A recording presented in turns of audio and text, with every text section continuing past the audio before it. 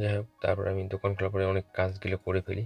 করে ফেলার পরে দুপুরের টাইমে যখন আমি ফাঁকা থাকি তখন আর কি ভিডিও করে ভাবছি পিছনেরটা আর কি কীভাবে ঠিক করলাম ওটা দেখিয়ে দিব।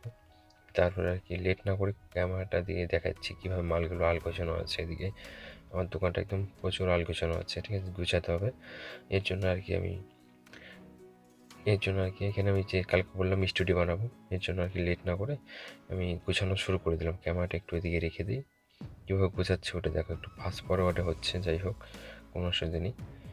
আমিও লেগে পড়ছি আর কি। যাক, একদম এখানে ক্লিয়ার হলে ভালোভাবে আমি এখানে ভিডিও রেকর্ডিং করতে পারবো।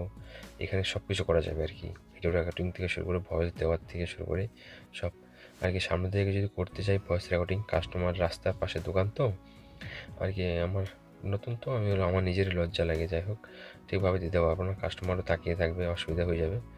এর জন্য আর কি আমি এই পিছনে জায়গাটা বেছে নিই। আর টেবিলটা আমার আগে থেকে ছিল, কিন্তু টেবিলে আমার অনেক কিছু রাখা ছিল, এই জন্য প্রবলেম হচ্ছিলো। একটু পর পর আবার কাস্টমার আসছিলো দেখে আমার যেতে হচ্ছিলো সামনের দিকে।